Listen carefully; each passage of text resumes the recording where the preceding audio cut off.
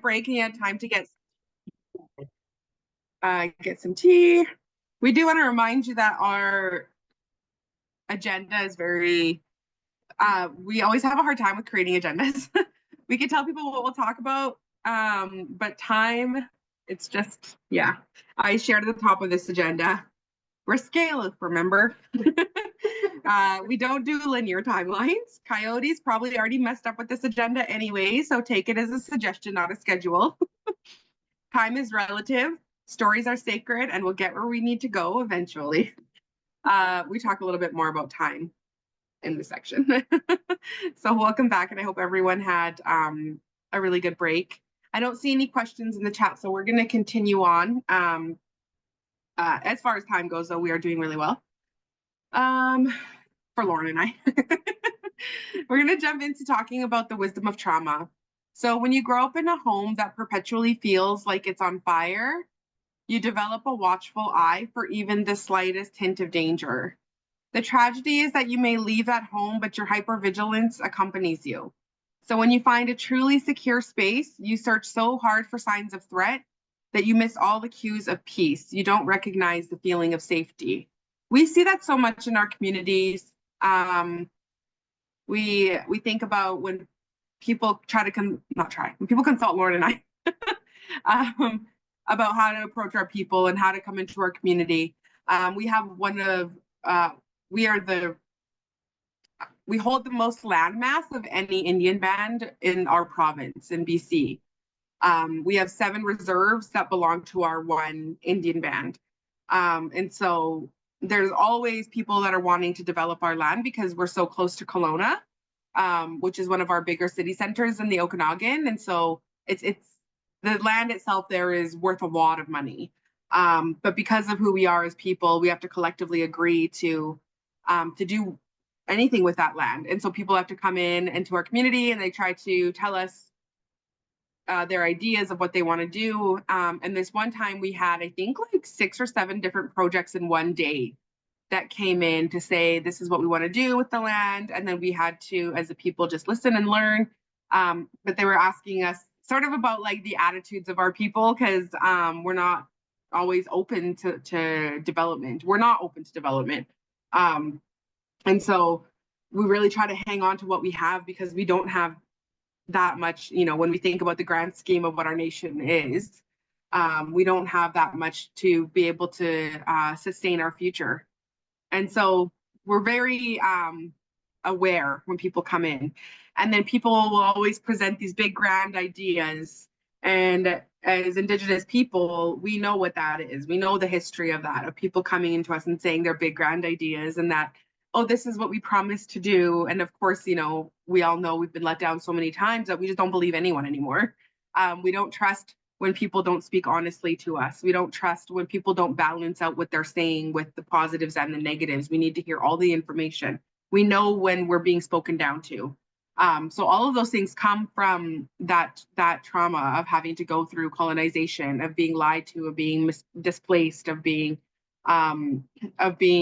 just having our humanity broken down. And so we always like to bring that up as the fire. And so when we look at trauma colonially defined, it talks about just this sort of separation of our mind and our body. So if we look at our life as a spiral, syilx people look at our life as a spiral. Our spiral is sort of like similar to how somebody else would look, sort of like at a medicinal, but not really, but kind of. So the spiral is just our sort of sacred symbol for us, because a spiral is never ending.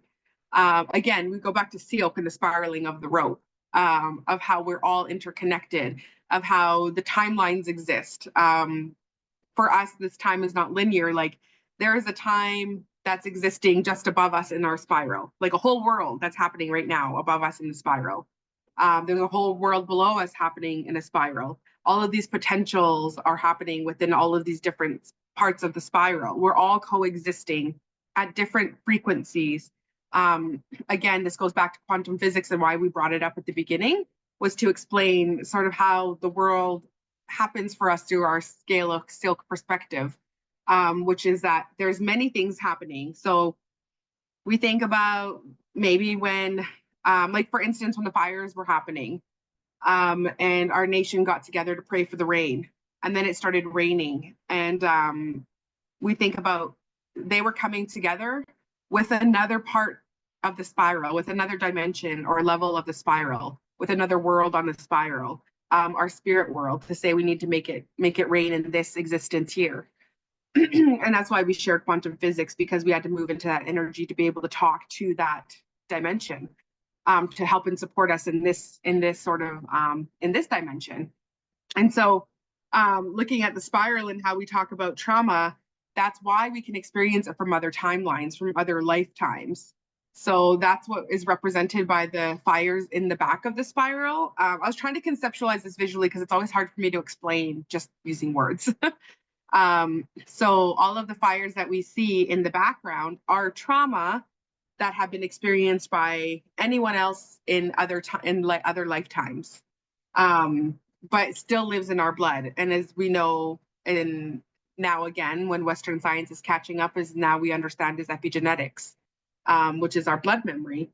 These things still exist within our bodies. Our bodies are still telling us stories about the past, are still telling us stories about past lifetimes that have contributed to us and our being today. And so if we look at it as trauma, colonially defined clinically, as just a separation of mind and body, and of having experienced something really difficult, it doesn't include the detachment from our spirit as well, the detachment from our past ancestors who, have contributed to our blood and who we are today. So when we look at it, we're like, okay, well, you're on your life journey. You're born into the spiral. You're born into the spiral on this existence. And you experience your first traumatic experience. And this, we're all built for trauma. Trauma is a human experience. It's part of the human experience. Every single person will inevitably experience several forms of trauma throughout their lifetime. And so we're all built to handle a certain amount of that. We don't like to always talk about resilience, and I know a lot of people also feel that way, that, resilience is, they're resilient, they're resilient. They'll kind of like get over it mentality. We are resilient, but to a certain extent, you can only do so much to a human being and to the human being's collective. And I think we've experienced this collectively since 2020. Like, we're constantly being put through the ringer all the time as a collective, especially right now with the political tensions of the world. It's not normal to go through this much. And so it doesn't include the fact that it separates us from our spirit as well. When we looked at Dr. David Hawkins, his levels of frequency, it's not normal for us to be in such low levels of frequency for extended periods of time. And that's where we move into a more decolonial understanding of trauma, which is a separation of mind, body, and spirit. And so when we look at it, it misses something. When we look at trauma just colonially defined, clinically defined, Western science defined, it's missing a huge aspect of who we are as human beings, which is us. We're also souls. And so when we go, like, sometimes there's a fire and this fire is really big and it expands across many areas of our spiral.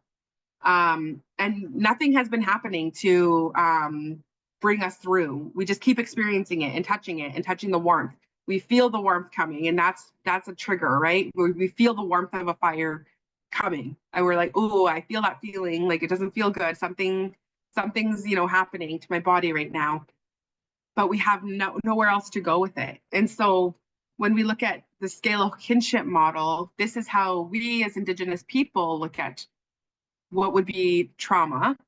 But I don't know. I don't like to talk about it as trauma, because I feel like that word has become very diluted in its terms and understandings, but also it erases our kinship with hard times and hard things.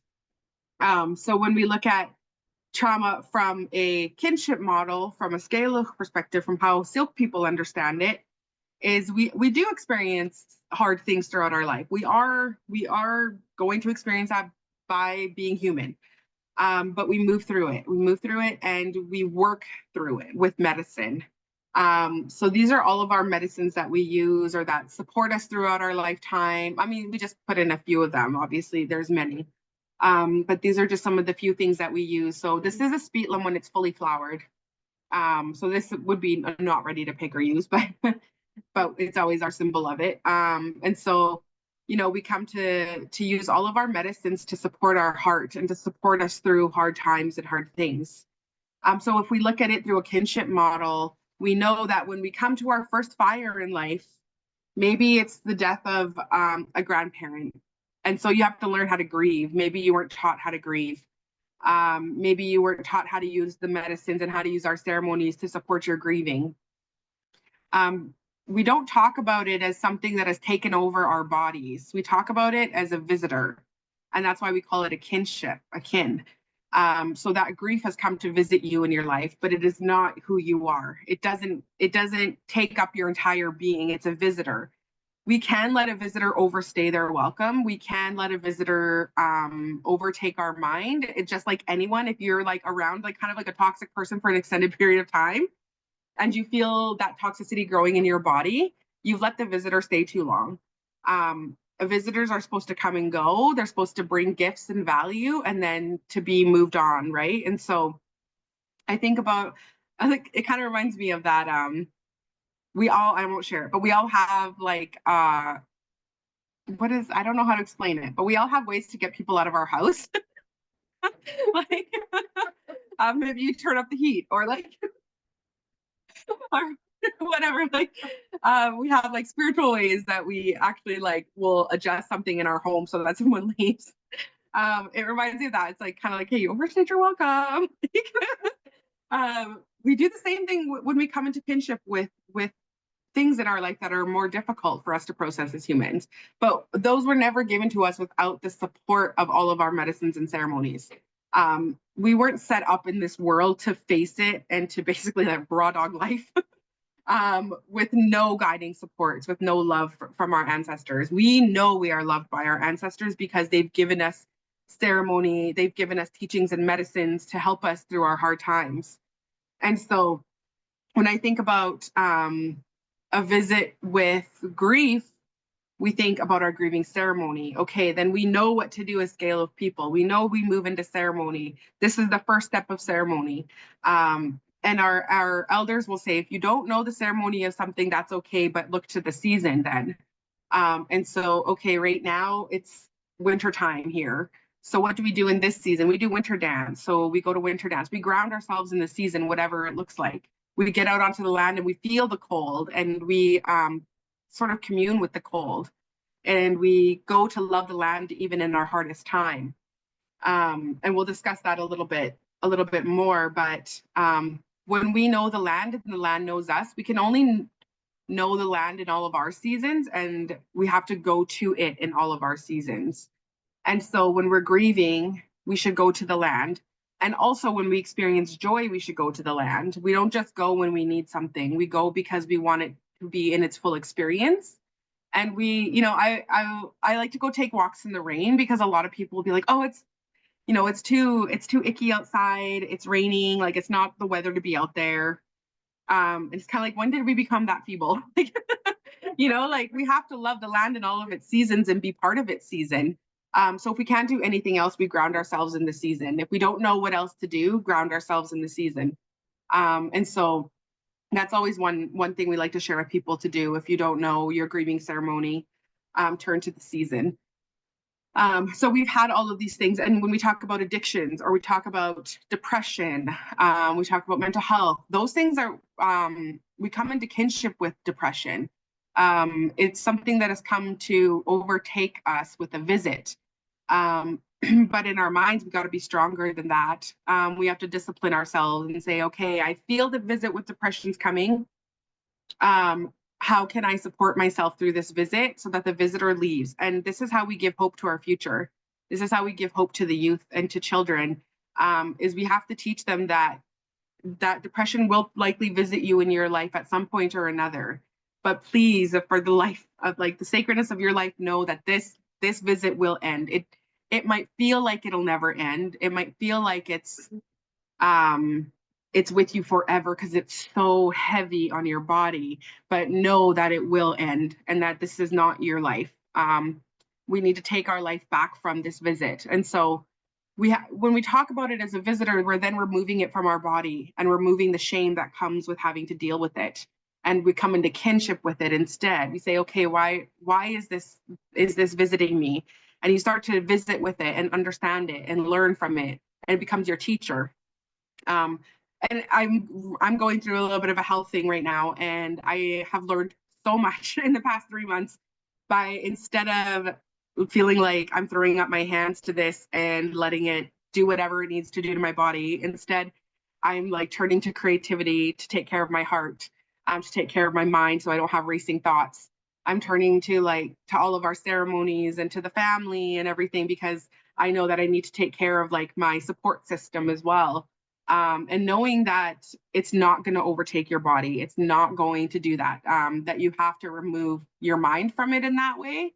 Otherwise, Coyote will take off with your worries and turn it into reality. And so we have to be very careful with how Coyote comes about in our weaker times, because Coyote will. And not weaker times, but more difficult times where we're more vulnerable to Coyote visits. And so, yeah, so when we talk about it, we think about it as kinship. And so one of the other stories I like to share about that is when I was sitting with my auntie, and one of the young men came up to her and asked her, or told her, vulnerably shared, I'm really struggling right now with not using. I really want to drink again. Like I'm just tired of like not having the support around me, not feeling like there's a community of support to wrap around me when I'm experiencing these things. And she said, okay, we know we can't control someone else's life journey. We know that that's not our role. We can only support them through their journey. And so she said, okay, that's okay. Like if you feel you need to open the bottle again, I want you to do what you feel you need to do. She said, but I'm going to ask you to do one thing, and you do this one thing. And she said, I want you to open up the bottle, and I want you to introduce yourself in your language to the bottle, to the alcohol that's in there. I want you to introduce yourself. I want you to introduce your whole family line like we do traditionally, right? A lot of us will say our introduction in our language, and then we introduce our grandparents, great grandparents, and who we are and where we come from. And so she said, I want you to do that introduction to that alcohol because you're coming into kinship with it right now. And so you enter this visit in the right way. And then he said, I can't do that. I can't speak my language to the alcohol. I can't introduce myself to it. I can't introduce my family to it. And she said, but you're coming into kinship with it. And then if that's what you want to do and your mind is telling you that, then you have to be willing to host the visit, host it, and host it in the way that you would host any visitor who even just walks into your home. And so he chose not to use, and he chose, that he couldn't follow through on that commitment to her. And so he said that really helped him to understand that we come into kinship with whatever it is that we're using to support what we think is to support our wellness. And so thinking of it that way, that's how we come into kinship with things. That's what we talk about. That's what we mean when we talk about kinship, is knowing that it's not there to overtake our bodies. It's just a visitor to teach you something. Sometimes these visits are a lifetime, and sometimes people are born to walk with Coyote their whole life. They're born to be Coyote their whole life. They're born to bring the lesson to the collective. And like Lauren shared, we do not shame Coyote. Coyote has been nothing but trouble for our people, but we love him no matter what, no matter how he chooses to walk the world, no matter anything, because creation didn't make any mistakes. And so we can't say that Coyote shouldn't be here, or that this person, this human being isn't worth something just because they don't live the way that we think they should live. We still love them. That doesn't mean we need to walk with them, but it means that we love them, and we put that out into the world for them. Is there anything you wanted to mention? One thing I always like to touch on in this section is just the remembering that trauma itself isn't remembered, but it's stored.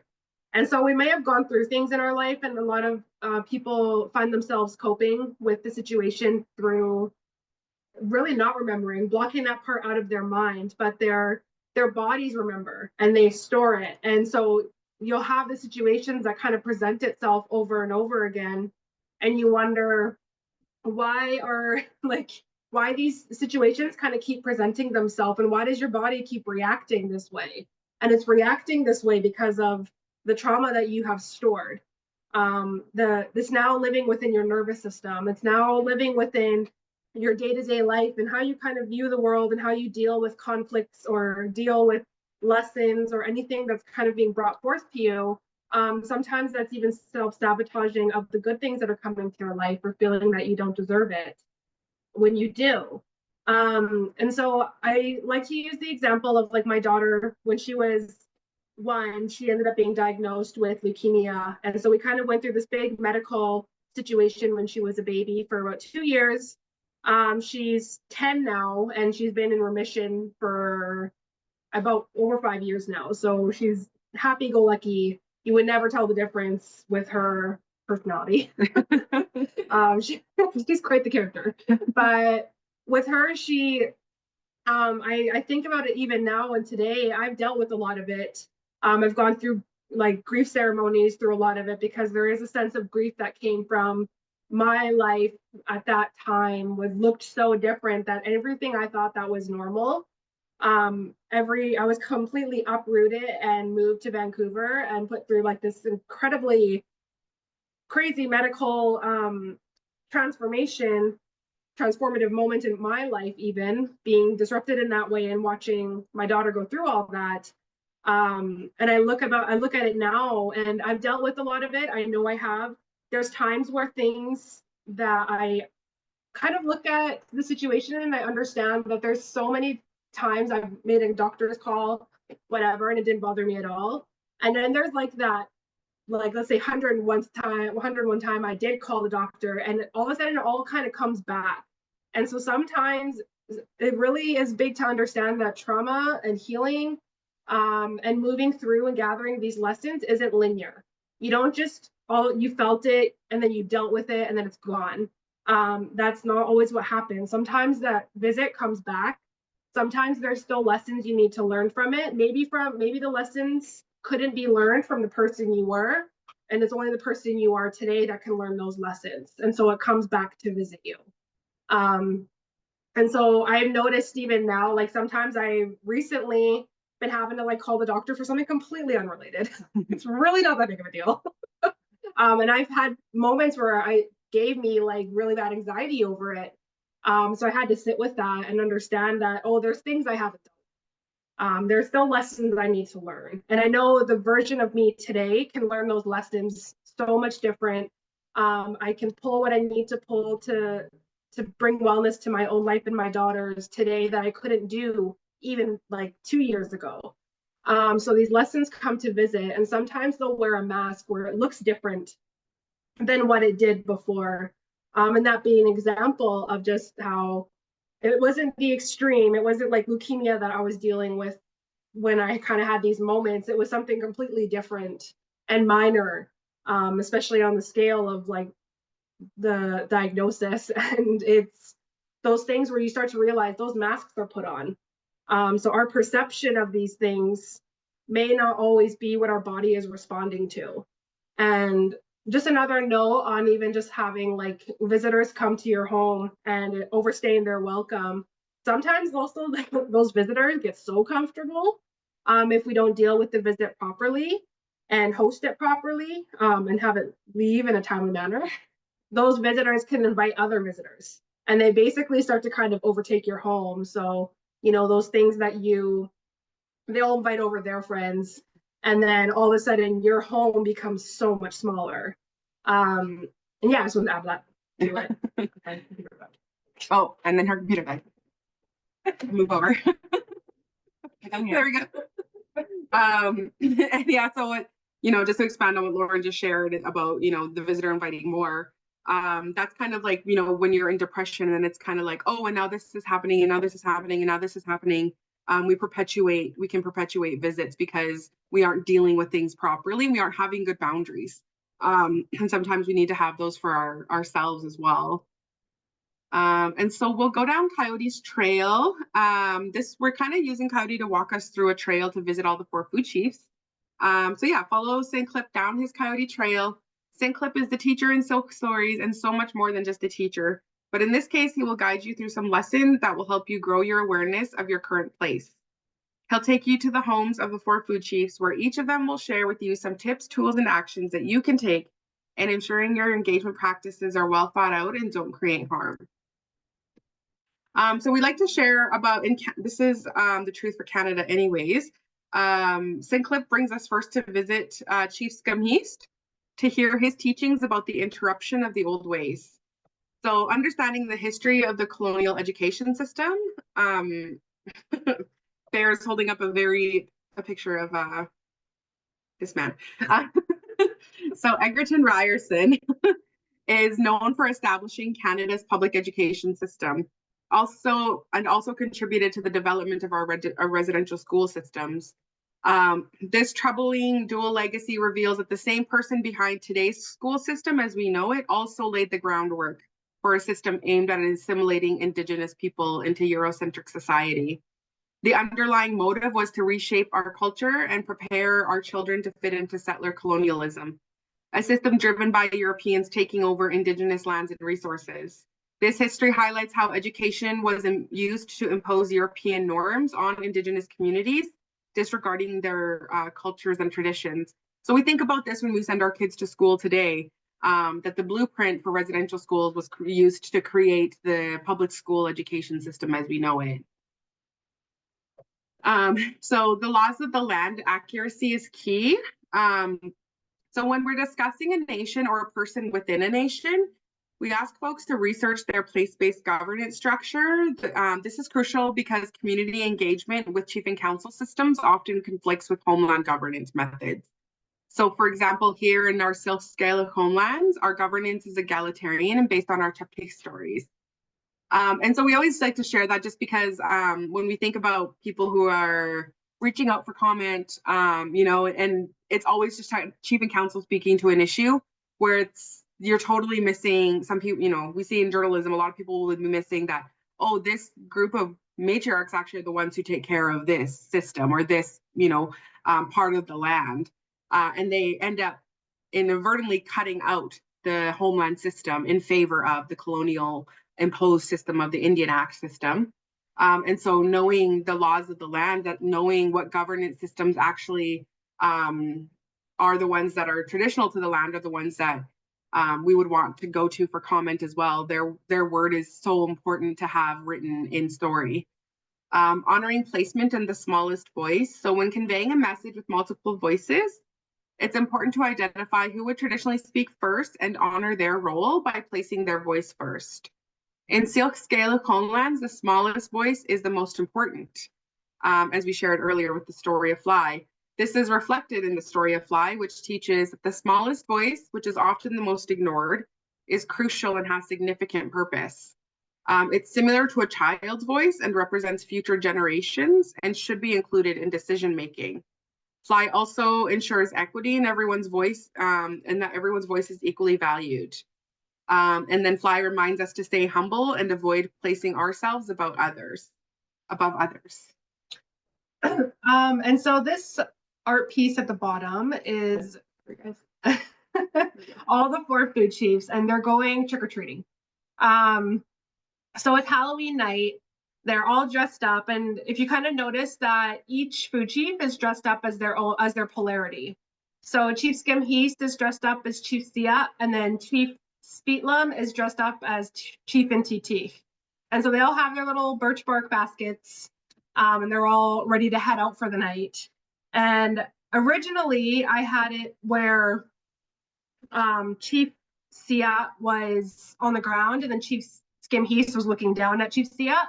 But in reality, Chief Scumheast would never look down on Chief Syilx, no matter the size. And so I had changed it to where Chief Scumheast was holding up Chief Syilx, because that's exactly what Chief Scumheast would do. And of course, because Coyote's always there, I have Syilx in the background. And this is that moment where I mentioned earlier to look in his little basket, because he was packing his fox costume in his basket earlier when they were moving camps. And so he dressed up as his brother Fox, and his brother is the one that keeps bringing him back to life. So all he needs is 2 hairs to bring, One hair. Oh, 1 hair to bring Coyote back to life. And so he, in order to join them for the night, he made sure to get dressed in his costume. And then in the background, the leaf is also blowing in the spiral because the spiral is always there too. Did you talk about these two? There's not really much to say about that. Okay. And then the one thing I would like to add to this part about the smallest voice is that there was a story that I was watching happen online in Kelowna where there's a lot of theft going on, and specifically of car parts. And although like this is a controversial topic, especially within our community pages, when I was watching it, they actually had a journalist that stopped and asked one of the men that were houseless and said, hey, like this is an ongoing issue. Do you know like what's going on? And he just said, he's like, yeah, unfortunately, the police have been targeting us and taking even personal sized amount of drugs, which without people that are in kinship with addictions, it's survival for them. It's not about anything beyond like, I just need to survive. So I need to do what I need to do in order to survive. And because these personal stashes are being taken away and removed from them, they're like, we're having to constantly go back out and basically replenish those products that we just had taken away from us.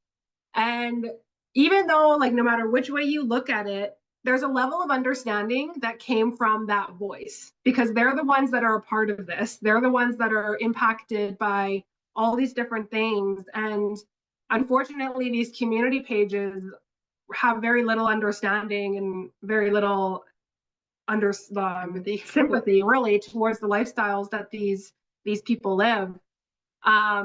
And this journalist reaching out and just giving that one thing and being like, oh, here's the issue. This is actually what's going on. It's not all these things that people are thinking it is. It really is this one issue. And they're like, and the gentleman even gave like a solution where he's like, I get like not having big amounts to where you're selling. He's like, but if we have these really small amounts, I just don't think that so much resources should be pushed into like this one tiny area to where our survival is impacted, instead of having maybe start to become more preventative as opposed to reactive.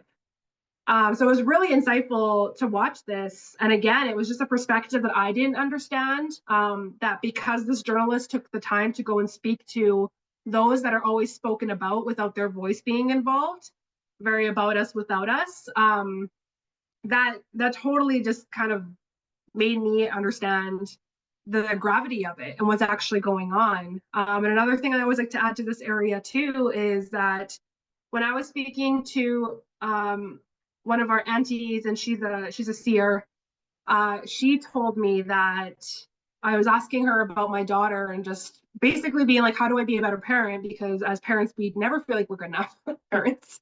We're forming an entire human being on this earth and trying to mentor them and show them through this life. And I was like, well, how do I do it better? Because there's so much to consider, and I'm just a girl trying to figure out this world too. So how do I help her?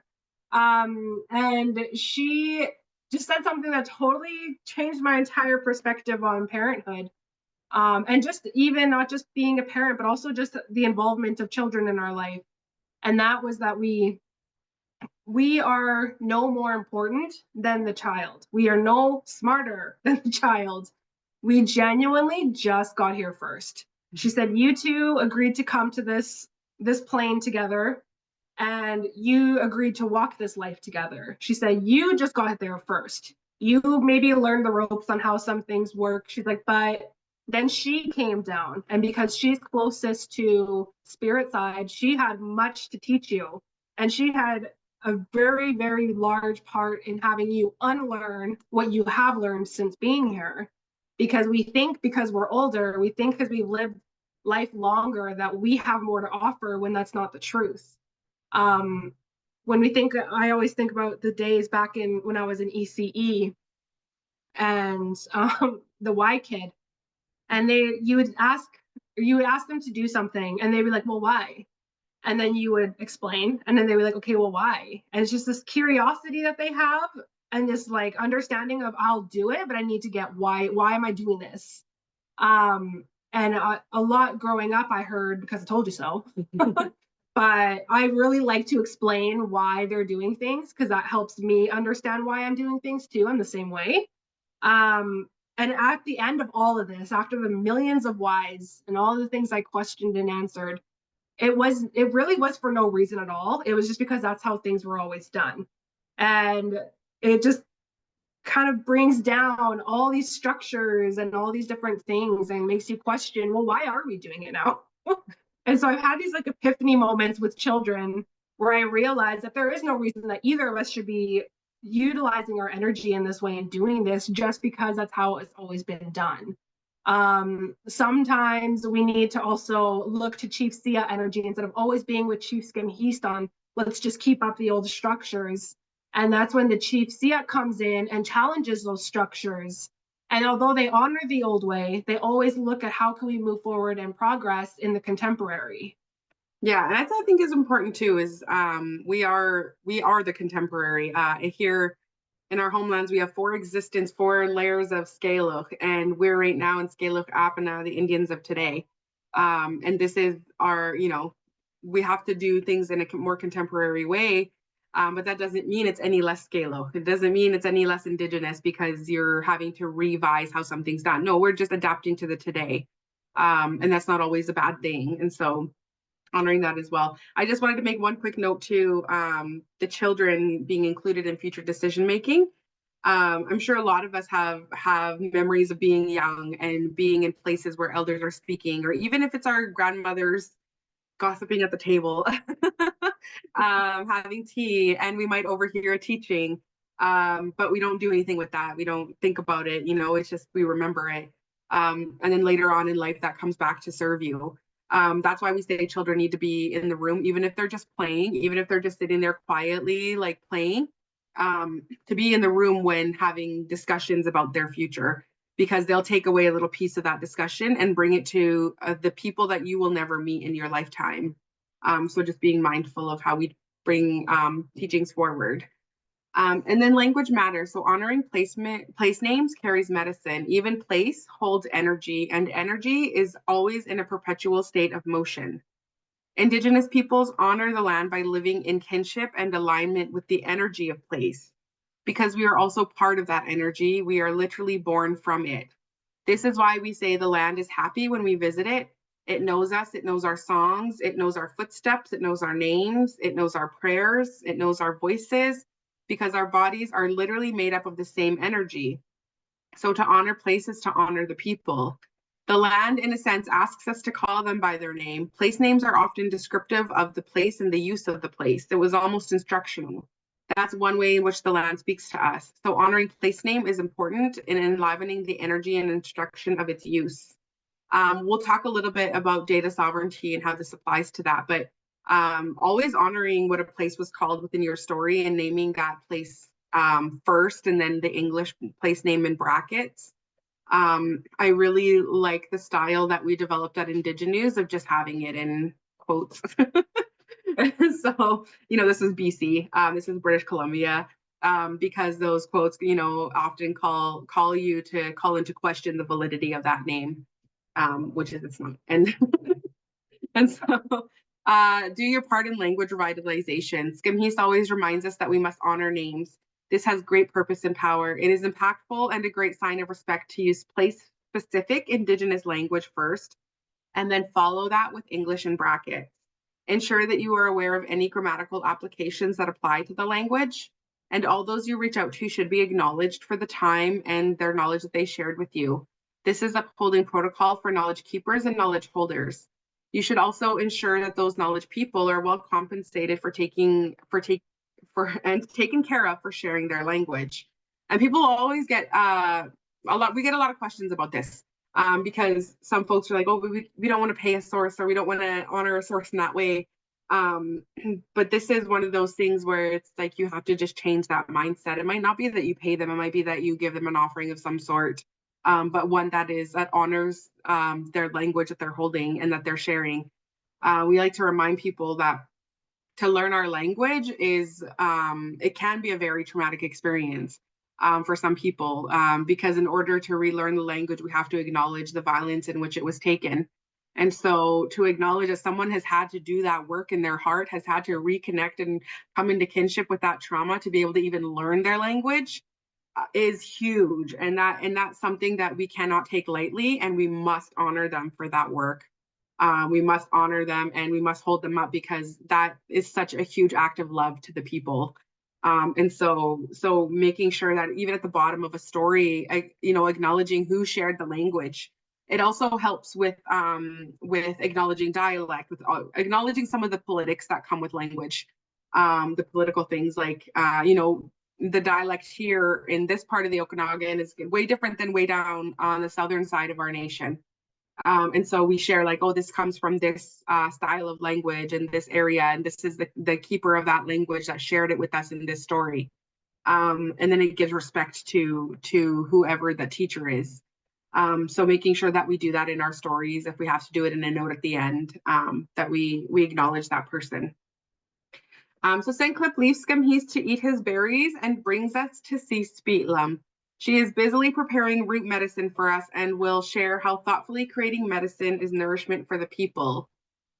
This is our two, me and Lauren's little ones. This is Lauren's little girl, Brooklyn, but I don't know, she's mine too.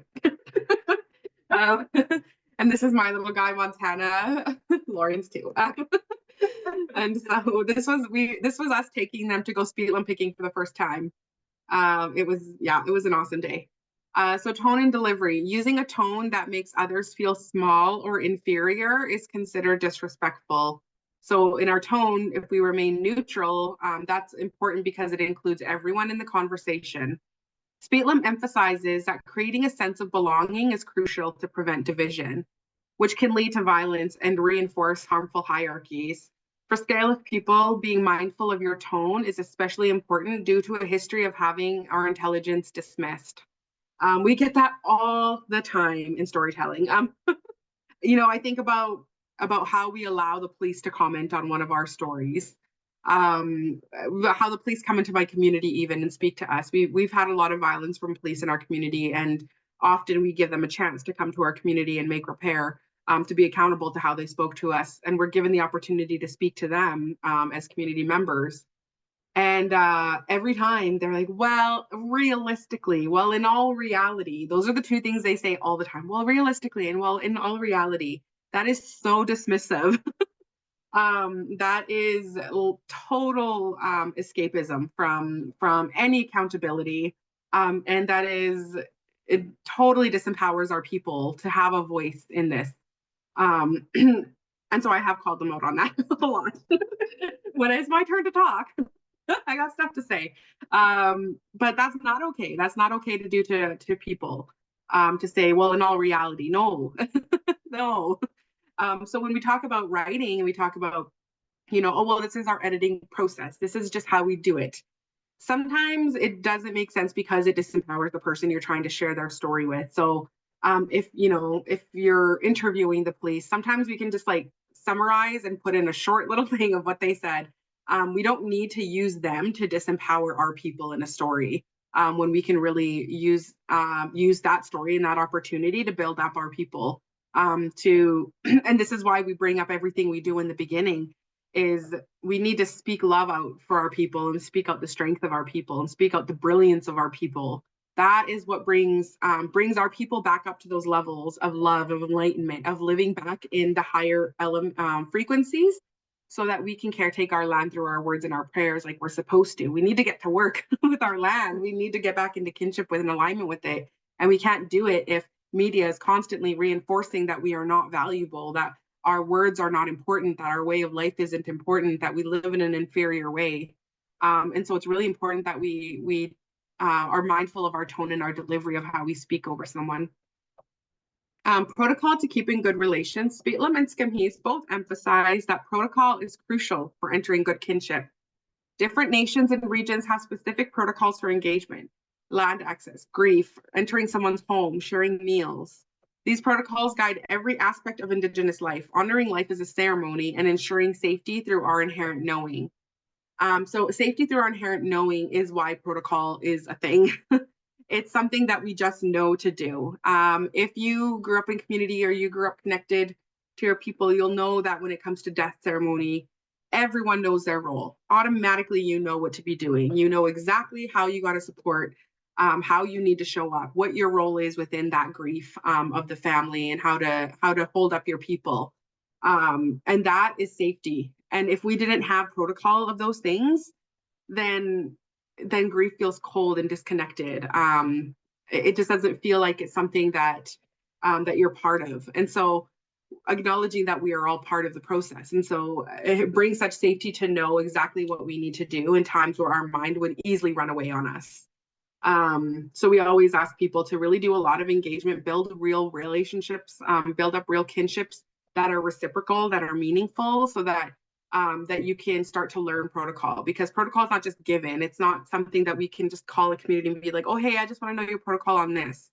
We always bring up our brother Aaron Hemmons from Indigenous as such a beautiful example of how to keep in good relations with community.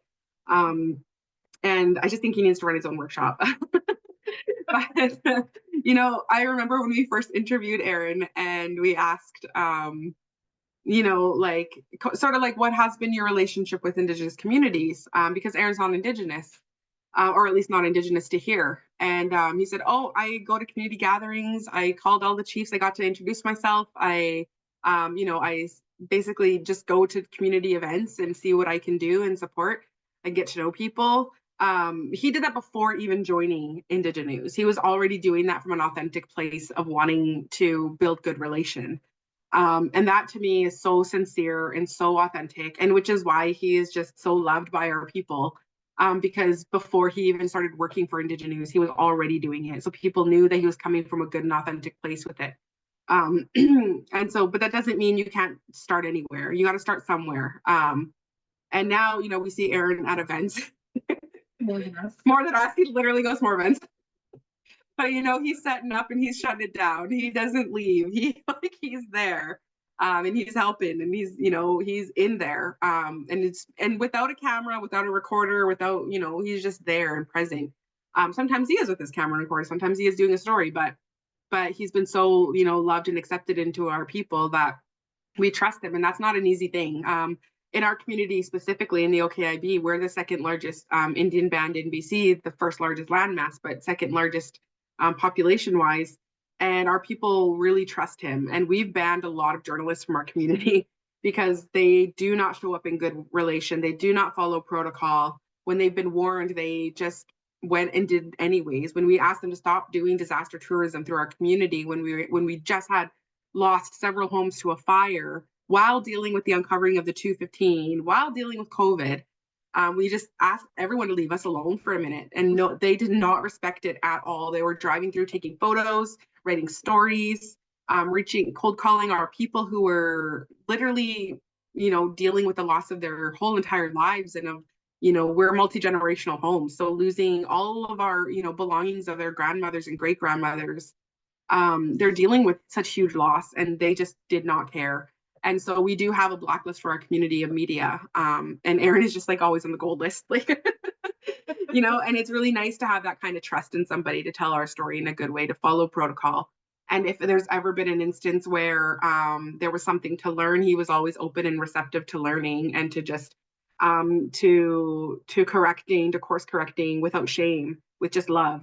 And that's something that we see when people correct themselves, and we see when they show up humbly and they're like, oh, okay, well, now I learned this and now I learned that, versus, feeling so ashamed that you shy away from ever doing it again. It's like, no, just look at it as a learning opportunity. Because we know Coyote so well, we know that we're all going to make mistakes in life. It's just part of life. But we have to learn from those and transform it into something good. That's why Coyote's a transformer. That's how we're transformers. And so we always have the opportunity to grow, and that's such a beautiful thing. So that's why this, coming and showing up is an important thing. What affects one affects all. So there's an unspoken but a strong bond between kin within a nation that allows the nation to remain strong. Without these strong bonds, there's no ability to carry out the work that needs to happen.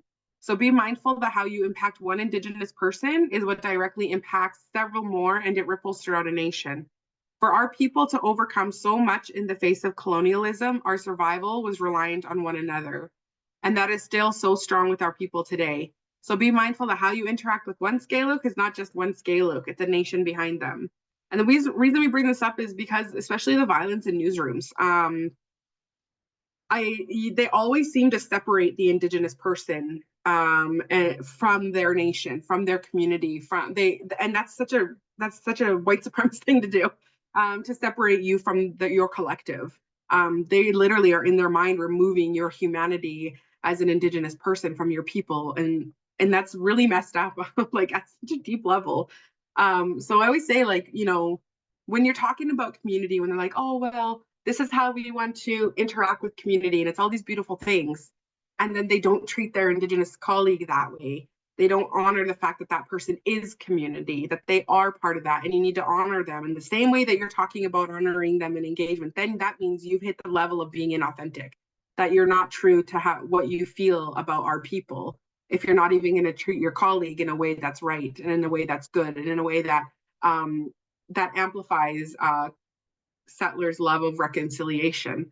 And so we have to think about that we're not just a one. We're not a one, we're a nation, we're a people, we're ancestors, you know, we have our ancestors behind us. We don't come as one.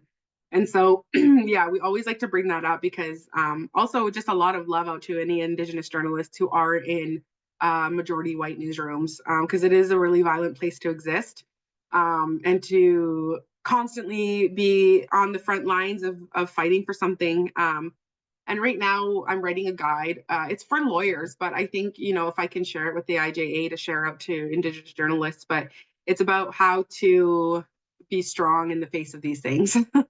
And it's actually Fox's love medicine, because Fox was brought here by creation to bring Coyote back to life with one hair. That's all Fox needed to bring Coyote back to life, because Coyote's always in trouble and dies in all of our stories.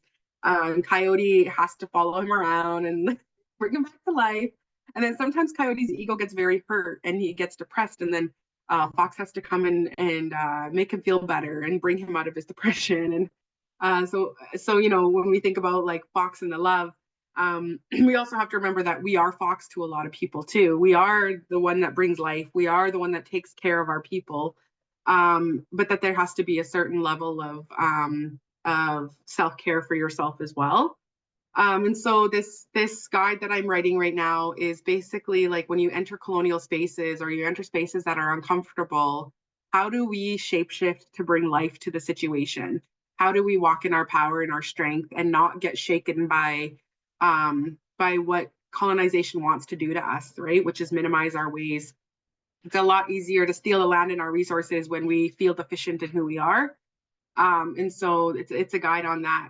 So I'll definitely share it, and we can share that out however it needs to. And right now I'm writing it for Indigenous lawyers in our province who have a hard time and have talked to me about having a hard time going into courthouses where they're constantly having to fight on the front lines for our people, but that's their people. That's still them. They're fighting for their own livelihood. And that is very hard. That wears on you. That ends up being compassion fatigue after a while. And this is why the burnout rate is so high for Indigenous journalists, because we're not just fighting you know, for people we don't know. We're fighting for our family members. And so, yeah, I wanted to share that. And I want Lauren to have a minute to share about her art piece here. So this art piece ended up, like, pretty sure it's Bob Ross who said a happy accident. Essentially, I had saved this image. It looked very different than this. It was actually like all aligned and put together properly. And when I pressed save, all of a sudden it showed up. This showed up. It was just like a big jumbled mess. And I fell in love with it. And all I could think is, like, what I had initially pictured as this picture perfect image ended up becoming pure chaos, but I fell in love with that chaos. And because chaos is just something that Coyote thrives in, I put same clip, just sleeping. Well, the whole world's falling apart. Everything is really chaotic. Coyote always finds peace in that chaos. So he's taking it now. And this, you kind of look at every element that exists within this image, and you start to realize that this entire thing, all these threads, all these animal people, all these food chiefs, they're all impacted by this whole chaotic disruption that is existing within the image, and how that all kind of plays together. And I feel inclined to mention too, of like the fact that me and Kelsie have the threshold that we have in the knowledge that we were able to carry forward, and honestly understand and embody is privileged. Mm-hmm. We are very, very privileged that we are able to carry this. We're privileged that we grew up with our community. We're privileged that we have the support that we have from our family and friends and our community all together. They put a lot of trust in us in what we do. And that is a privilege. Mm-hmm. And there's people that are disconnected from their communities. There's people that have these different understandings of the world, that you may find yourself interviewing or doing stories on, that they don't have the same connection that we have. So just always moving forward with that understanding as well, that we have a very different understanding of the world, but we also want to be able to bring people home back to themselves. Speetlum gives St. Clip some of her medicine roots for his journey down to the river to see chap-teek. Speetlum waves to him and says, "Why?" and reminds him to stay away from the river's edge because he always falls in. St. Clip says, yeah, and clumsily goes down to the river to see what kinds of things chap-teek was doing. He usually has some lively action stories. This is where we're getting to our section of hashtag land back. Land back and reclamation efforts are about restoring uninterrupted scale of presence to place. Oh, sorry guys. I just have to, I lost my window over here. 1 second. I don't know why it's not showing up. Okay. Oh, hold on.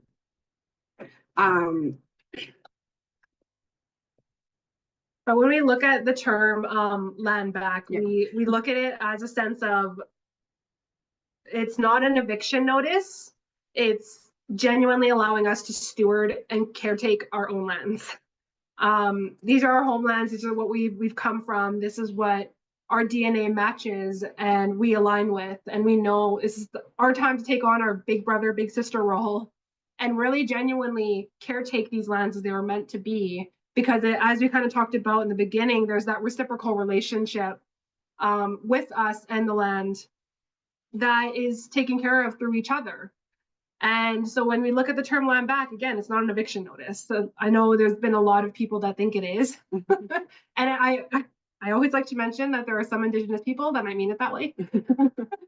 I mean, but the movement altogether, that is what it means. It's just allow us to be the big brothers and big sisters in this moment. And to, where possible, return stolen lands to Indigenous people and restore our right to care for our homelands without interruption. And so that's what we mean is it's about us reclaiming our ability and efforts to restore it with uninterrupted and allow our presence to place.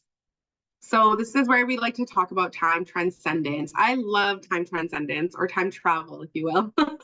Like syilx time travel to me is like the coolest thing. And that's why we mentioned so much in the beginning was about understanding the different sort of energetic levels and frequencies. The word syilx, when it's like broken down as well, it's we're talked about as the people who dream in spirals. And dream for us is those different layers of existence. It's not, for us, dream world is just as real as this world. We just went to go visit somewhere else. And so this is our spiral. Like if we were to look at it, that would look like this, like up and down this way. And so unlike Western linear time, Syilx teachings view time as cyclical, where past, present, and the future are connected. The land holds memories of our ancestors and the potential for future generations. Caring for the land is a way to honor the past and ensure its health for the future. So understanding that our actions today are a gift or a burden to the future. In the context of caretaking the land, time transcendence means planting trees that you'll never sit under, cleaning rivers you'll never swim or fish from, protecting forests you'll never walk through. It's not about doing these things for yourself, but for the people to be, which is how we discuss our future generations. We still use the language of people to be, because people to be was how we were discussed as by Quill and Chutin. So the people to be is our future generations, the ones who will inherit this home. It's a selfless act of love that stretches across time. So one of the stories that I wrote with Indigenews back during when the fires were happening, I interviewed UBC researcher Kira Hoffman, and I really loved hearing her stories about the evidence of place and about the work she was doing out on the land. She talked a lot about all the markings she found on the land, and then she taught me some of the markings to look for, which was just so neat and so cool. So when you go out on the land, and she was saying this is how you can tell that there was previous burns here, cultural burns that helped take care of this berry patch.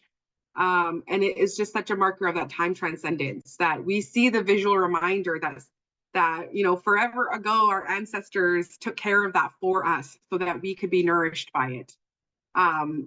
Again, we cannot continue to do that caretaking when we are removed from our land. We need uninterrupted access to land. And again, why we shared in the beginning that us visiting our land is so important. We have so many teachings of having our blood, our specific scale of blood, walking out onto our land and visiting with it.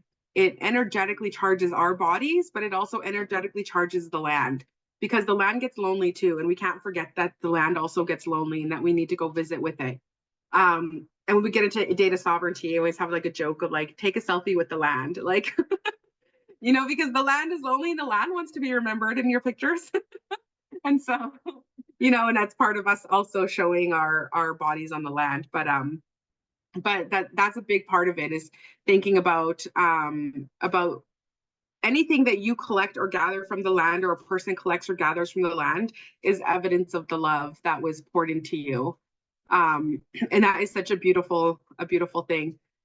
So now when we go out there, we see signs of how loved we are. We see signs of how loved our children are. We see signs of how loved our grandchildren and great-grandchildren are, because of how well the land was taken care of for us. So who are we to not continue those acts of love for the land through Land Back? And one of the many ways that I've chosen to do this work through my storytelling, and Lauren through her art, is that we are leaving behind these legacies of love. So also thinking about the legacy that we leave behind is talking about that data sovereignty, which is like very interrelated with Land Back. So acts of resistance, when we talk about especially acts of resistance, one thing that I have a hard time with in media is like only seeing our people portrayed in acts of resistance all the time. That's it. And like I have a hard time with that on my heart, because acts of resistance are necessary to challenge colonial systems and to protect our homelands. But acts of love are also necessary to heal our kinships with the land and with each other. And when I'm looking at stories that are written about us, and it's always we're constantly fighting and fighting and fighting for our humanity, that tells a story about who we are, and that story isn't balanced out with the love and the beauty that we know that we have possessed to even fight for the land. So when you protect a river, a forest, or a piece of land, you're ensuring that it will be there for future generations. You're saying this matters and this is worth preserving. And when those future generations enjoy the clean water, the fresh air, the beauty of the land, they'll feel the impact of your actions, and they'll know that somebody cared enough to protect it for them. But caretaking the land isn't just about physical actions. It's about also passing stories and teachings. Oh, that was just my speaker. Stories and teachings to guide those actions. So when we teach our children how to care for the land, we're ensuring that the knowledge continues. This is how we create a chain of responsibility that stretches across time, linking the past, the present, and the future. But we also need to balance that out with our acts of love. So sharing stories of the beauty of our people, of kinship in action, of, like for instance, there was so much trauma being shared at the time of the fires moving through our community. And I couldn't tell another story. I always share that that was the darkest time of my entire life. The depression was so bad. I've never had depression in my life until that time in my writing journey and my storytelling journey. And it was the most brutal thing I've ever gone through. And I told, my colleagues at Indigenous, I was really grateful for the support at the time. It's like, I can't tell any more stories about this. I can't do it. Like my heart, it's just can't take it anymore. And that's when I had this big epiphany. It's because we're not balancing the narrative with the beauty of who we are, with the love of who we are. And so then the next story I wrote was about the feast of welcoming home our community from the fires. And that I was willing to speak about. So I started to reach out to all these different people who are pouring love into our people. And I started interviewing them because I'm like, I know if I need it, that my people need it.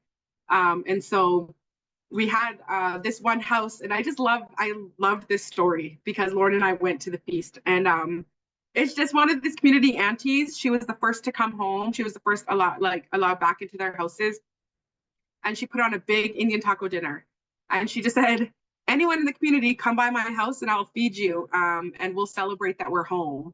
And that was such a cool thing to do. Lauren and I showed up to the story. And to go help out, we made sure we were helping in the kitchen while doing the interview and all that. But the guys were out working on a car. The young people were just sitting in the yard, hanging out, listening to music together and eating. And all of us aunties and women were in the kitchen having conversations about men, about, like what women do when we're in the kitchen together. That's healing a kinship. That is healing our community. And we're doing it together in the way that we want to do it, in the way that we show up authentically. So writing that story was so meaningful to me to do, because I got to reflect back to our people. This is how beautiful we are. This is how strong we are, that even in the face of all of this, we can still come together and feast, and we can still come together in love, and to remind them that that also exists within them. So we always like to share that piece. So data sovereignty and land back. Colonial systems have tried to erase us, erase our history, our knowledge, our connections to the land. Documentation counters this erasure by providing undeniable evidence of our presence and our stewardship. This evidence is essential for legal battles, policy advocacy, and public education. It's the foundation upon which we build our case for land back. I always think like one of the funniest and coolest things is how many of my articles are in support certain new policies that have been written. And I think it's like so cool. I didn't even know like that's how I could contribute. But a lot of my articles are used to back policy. And I just thought that was so neat. When we talk about sovereignty, or we talk about data sovereignty and land back, I see a lot of my articles are referenced to. And so that's the power that we have as journalists to shift the landscape, is by the power of our stories. And so why it matters is, yes, it counters colonial erasure and the denial of Indigenous presence on our land. It provides a foundation for legal and political advocacy, and in monitoring ecological changes and land use practices. Dr. David Hawkins taught us that love is a high frequency state that uplifts collective consciousness. So when we practice data sovereignty with love, we are not just protecting the land, but we are healing ourselves in our community. This healing is essential for the fight for land back, because it reminds us that we are not just fighting against something, but we are fighting for something. We are fighting for love, and we're fighting for connection, and we're fighting for the continuation of our life. So this story I did with PIB Land Guardians, one of the things that they do right up here in this corner is one of the photos I took from the story. And there's 3 separate teams of the Land Guardians. There's the nation team, there's the community team, and there's the off-reserve team. The off-reserve deals with like the city, the region. The nation team deals with the entire nation of Syilx people. And then the on-reserve team deals with just PIB community. And I really loved going with them and seeing how they enacted data sovereignty. So if you go to their Facebook page, I think it's PIB Land Guardians on Facebook, they upload photos every day of where they've been on their land. And they do that for the reason of data sovereignty, to prove Indigenous presence on our land. And they also said that they bring those photos to the elders too. The elders that they know can't go out to the land anymore and visit it. So they bring them photos, and they say that the elders just, you can see them light up when they get to visit places on the land that they haven't seen in a long time. And they've witnessed sort of just a shift in them by being able to visit the land and lay eyes on the land. And so it's so important for our people who are not living at home to see photos of our land, to see our people out on our land doing things, caretaking it as we always have. And then down here is a photo. This is of the bear scat garden. These young ladies here are harvesting some seeds in this. And yeah, so part of this story was about I want to say an example of land back was creating the bear scat garden that Lauren talked about in the beginning. All of those plants that are Indigenous to our land, because bears were eating the Indigenous plants, they used to restore some of our creeks that were collapsing after the fires because there was no plant life to sustain it, so it was eroding. And so these young ladies went up there on horseback, and horseback of the horses that they saved from the fire are wild horses. Such a beautiful circle of life. And so doing that story just was such proof and evidence that our young people are doing this, that we are still taking care of our land, even if it's off of the community, even if it's outside of the reserve that you put us on, we're still honoring our whole nation. And these ladies restored a whole entire waterway by the bear scat garden and through their work with mushrooms. And the mushrooms help to actually purify that creek to a level of drinking water. And so it's such a beautiful project, and I was really glad to be able to document it. But this is the importance of documenting those things and of making sure, like, having story told from place, having people from community tell their stories is just that much more powerful, because all of the knowledge that you hold then is still home. It's still within your home. So that's why a lot of people do hire Lauren and I from our nation, is because of data sovereignty, because we know that knowledge gets to stay home. So data sovereignty is an act of love in action. Documenting our time on the land is an act of love and care. Preserving knowledge for future generations is an act of love. Protecting the land through data sovereignty is an act of love. Say something? I felt like I heard your breath.